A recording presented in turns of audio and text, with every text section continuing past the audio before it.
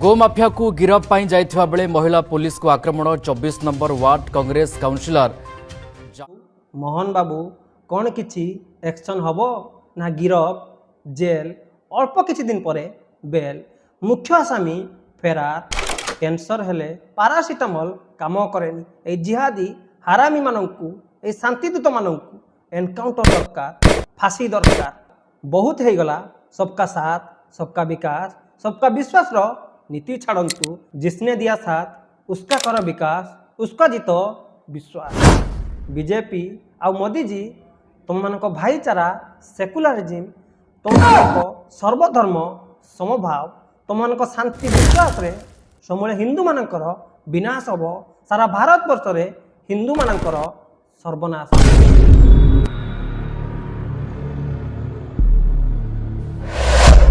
जय जगन्नाथ जय गोमाता।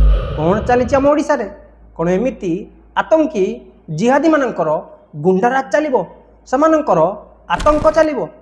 आमे समस्ते काश्मीर केरल बेंगल बांग्लादेश पाकिस्तान हिंदू मान प्रति हेउतिबा आक्रमण पाई चिंतित अच्छे व्यथित अच्छे किंतु आमे भूली जाउचे जे आम ओडिशा रे कौन चली दिन को दिन ए जिहादी शांतिदूत माने आम पवित्र माटी आम ओडिशा को आम शांत प्रिय ओडिशा को ए जिहादी माने आतंकी माने इन राजनेता माने केमिति अशांत कर आपण माने विचार करंतु।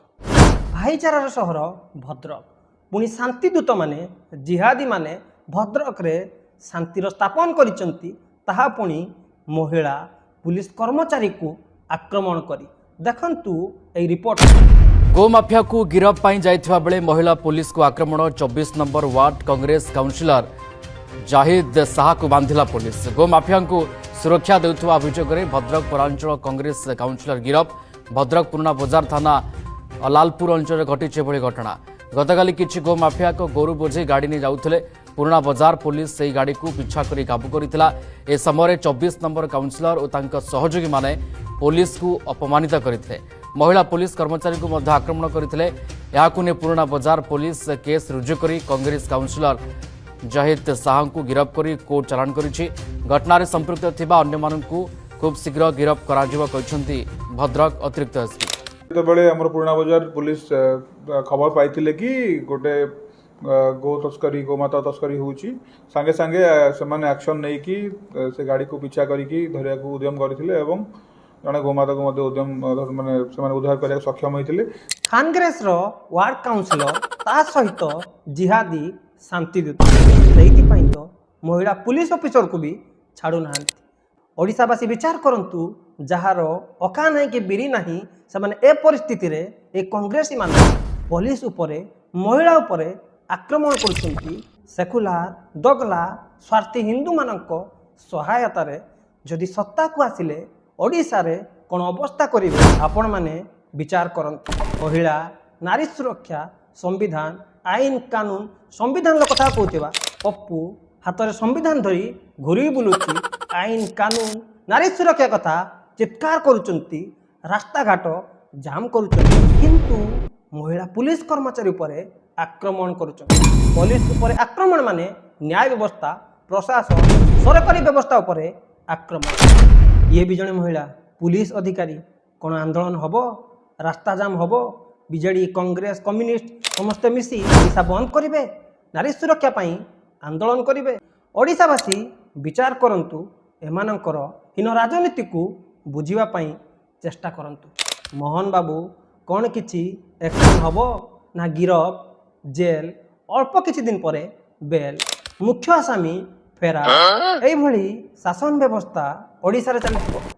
कैंसर हेले पारासिटामल काम करेनी ए जिहादी हारामी मानंकु ए शांतिदूत मानंकु एनकाउंटर दरकार फांसी दरकार एमानंकु कठोर कठोर दंड दरकार। बारंबार ओडिशा रे दंगा होउची घर सेवकर हत्या होउची हिंदू मानक पर आक्रमण होउची पर्वपर्वाणी रे पथर फिंगा जाउची मोहरम ना रे रेमुणा रे खंडा बंदूक उड़िला आंबुलेंस उपर आक्रमण हैला आंबुलेंस रो भंगारुजा हैला रोगी को आक्रमण हैला ड्राइवर को आक्रमण हैला। बालेश्वर गोमाता को काटी नाल रे बहिले हनुमान मंदिर रे गोमातार मुंड फिंगिले मंदिर भांगिले हाड़ फिंगिले से बालेश्वर रे 68 ବୟସ ମନସୁର ମାତ୍ର 7 ବର୍ଷର ଝିଅକୁ ବଳାତ୍କାର କଲା, ନାବାଳିକକୁ ବଳାତ୍କାର କଲା। ଏମିତି ହଜାରେ ଘଟଣା। ଭଦ୍ରକର କଂଗ୍ରେସ କର୍ମୀ ମହିଳା ପୁଲିସ ଅଫିସରକୁ ବି ଆକ୍ରମଣ କଲା। এই ଜିହାଦୀ ଶାନ୍ତିଦୂତମାନଙ୍କର ହଜାରେ କେସ୍, ହଜାରେ ଦଙ୍ଗା, ହଜାରେ ଆତଙ୍କ। କିନ୍ତୁ କ'ଣ ପାଇଁ ମୋହନ ବାବୁ ଏମାନଙ୍କ ଉପରେ କଠୋର ଆକ୍ସନ୍ ହେଉନି? ଏମାନଙ୍କ ଆତଙ୍କ ଦିନ ପରେ ଦିନ ବଢ଼ି ଯାଉଛି, ଭୟଙ୍କର ହେଉଛି, ଭୟାନକ ହେଉଛି। ଆଉ ଶାନ୍ତିପ୍ରିୟ ଓଡ଼ିଶା ଅଶାନ୍ତ ହେଉଛି। ବହୁତ ହେଇଗଲା ସବକା ସାଥ, ସବକା ବିକାଶ, ସବକା ବିଶ୍ୱାସର ନୀତି ଛାଡ଼ନ୍ତୁ। ଜିସନେ ଦିଆ ସାଥ ଉସ୍କା କର ବିକାଶ, ଉସ୍କା ଜିତ ବିଶ୍ୱାସ। ବିଜେପି ଆଉ ମୋଦିଜୀ ତୁମମାନଙ୍କ ଭାଇଚାରା, ସେକୁଲାରିଜିମ୍, ତୁମମାନଙ୍କ ସର୍ବଧର୍ମ ସମଭାବ, ତୁମମାନଙ୍କ ଶାନ୍ତି ବିଶ୍ୱାସରେ ସମୂଳେ ହିନ୍ଦୁମାନଙ୍କର ବିନାଶ ହେବ। ସାରା ଭାରତବର୍ଷରେ ହିନ୍ଦୁମାନଙ୍କର ସର୍ବନାଶ ହେବ। ତୁମେ ଆପ୍ରାଣେ ଚେଷ୍ଟା କଲେ ବି, ସର୍ବସ୍ୱ ଦେଇଦେଲେ ବି, ବେକ କାଟିଦେଲେ ବି এই ଜିହାଦୀ ଶାନ୍ତିଦୂତମାନଙ୍କର ବିଶ୍ୱାସ ତୁମେ ଜିତି ପାରିବ ନାହିଁ। ବର୍ଷ ବର୍ଷ ଧରି କେବେ ବି ତୁମେ ଜିତି ପାରିବ ନାହିଁ। ମହିଳା ପୁଲିସ ଅଫିସର ଉପରେ ଆକ୍ରମଣ ହେଲା କ'ଣ ବିଜେପିର ନେତା, ମନ୍ତ୍ରୀ, ଏମଏଲଏ, ବିଧାୟକ ଏମାନଙ୍କ ଉପରେ ଆକ୍ରମଣ ହେଲେ, ଜିହାଦୀ ଶାନ୍ତିଦୂତମାନେ ଆକ୍ରମଣ କଲେ, ତୁମମାନଙ୍କ ନିଦ ଭାଙ୍ଗିବ ଆଉ ଏମାନଙ୍କ ଉପରେ କଠୋର ଆକ୍ସନ୍ ନେବ। ମୋହନ ବାବୁ ଏବେ ବି ସମୟ ଅଛି, କଠୋର ଆକ୍ସନ୍ ନିଅନ୍ତୁ, ଓଡ଼ିଶାକୁ ବଞ୍ଚନ୍ତୁ। ଯେଉଁ ରାଷ୍ଟ୍ରବାଦୀମାନେ, ଯେଉଁ ଧର୍ମଯୋଦ୍ଧାମାନେ ତୁମକୁ ବିଶ୍ୱାସ କରି ସତ୍ତାରେ ବସେଇଥିଲେ, ସେମାନଙ୍କ ବିଶ୍ୱାସ ଜିତନ୍ତୁ।